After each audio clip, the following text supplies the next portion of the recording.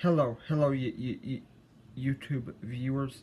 Please like, share, and subscribe.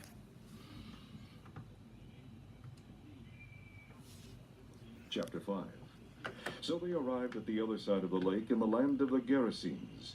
Just as Jesus was climbing from the boat, a man possessed by an evil spirit ran out from a cemetery to meet him.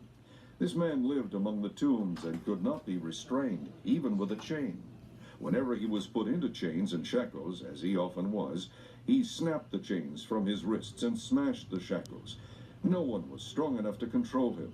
All day long and throughout the night he would wander among the tombs and in the hills, screaming and hitting himself with stones. When Jesus was still some distance away, the man saw him. He ran to meet Jesus and fell down before him.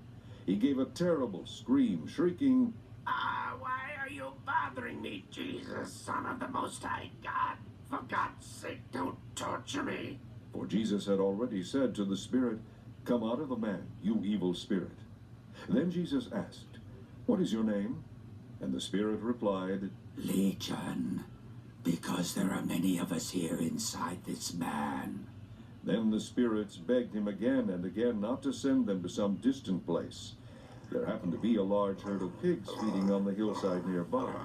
Send us into those pigs. The evil spirits begged. Jesus gave them permission. So the evil spirits came out of the man and entered the pigs, and the entire herd of 2,000 pigs plunged down the steep hillside into the lake where they drowned. The herdsmen fled to the nearby city and the surrounding countryside, spreading the news as they ran.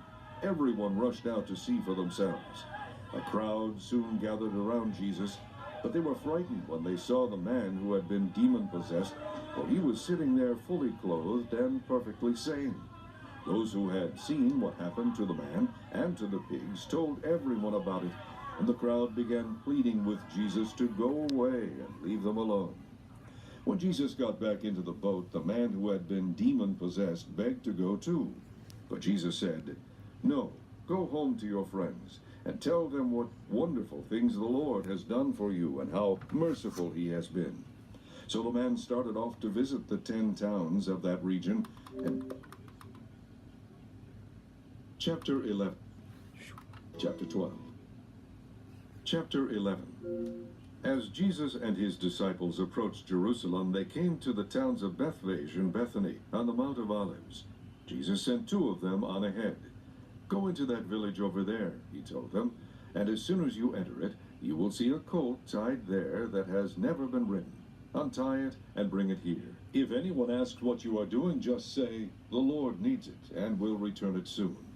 The 2 disciples left and found the colt standing in the street, tied outside a house.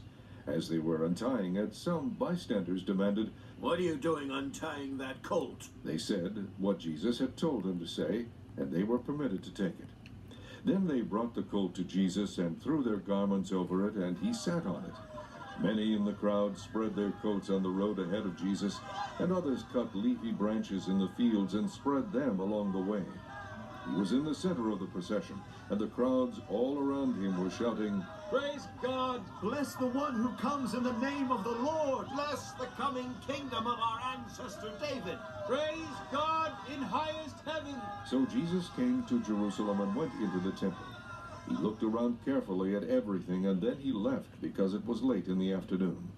Then he went out to Bethany with the 12 disciples. The next morning, as they were leaving Bethany, Jesus felt hungry.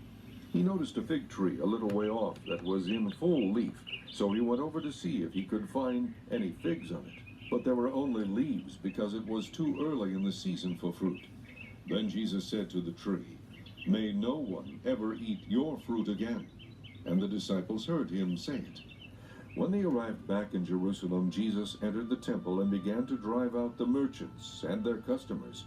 He knocked over the tables of the money changers and the stalls of those selling doves, and he stopped everyone from bringing in merchandise. He taught them, "The scriptures declare, 'My temple will be called a place of prayer for all nations,' but you have turned it into a den of thieves."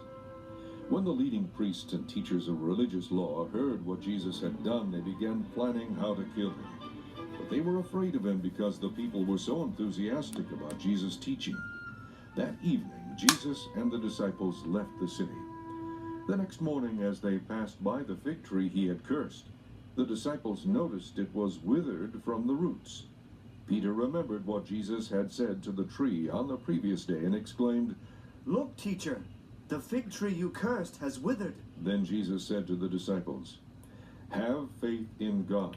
I assure you that you can say to this mountain, May God lift you up and throw you into the sea, and your command will be obeyed.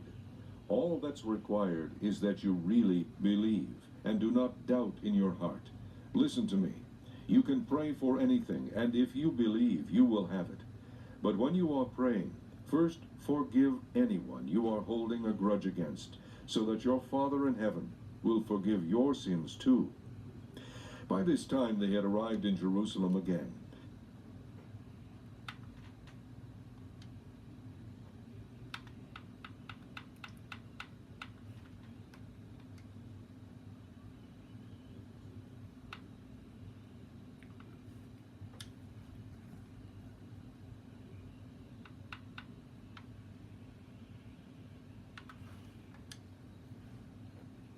Chapter 11. What is faith? It is the confident assurance that what we hope for is going to happen. It is the evidence of things we cannot yet see. God gave his approval to people in days of old because of their faith. By faith, we understand that the entire universe was formed at God's command, that what we now see did not come from anything that can be seen. It was by faith that Abel brought a more acceptable offering to God than Cain did. God accepted Abel's offering to show that he was a righteous man. And although Abel is long dead, he still speaks to us because of his faith. It was by faith that Enoch was taken up to heaven without dying. Suddenly, he disappeared because God took him. But before he was taken up, he was approved as pleasing to God. So you see, it is impossible to please God without faith.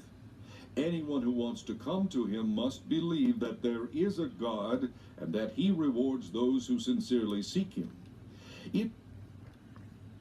You hear that, YouTube viewers? If you are sick, you can place your hand on the part of your body that's sick if it's just one part. If it's more than one part of your body that's hurting or aching, place your hand on your head and then first forgive anyone who has sinned against you according to Mark 11, and then command the pain or problem or whatever is bothering you to be healed, and if you believe, it will happen. Thank you. Please like, share, and subscribe.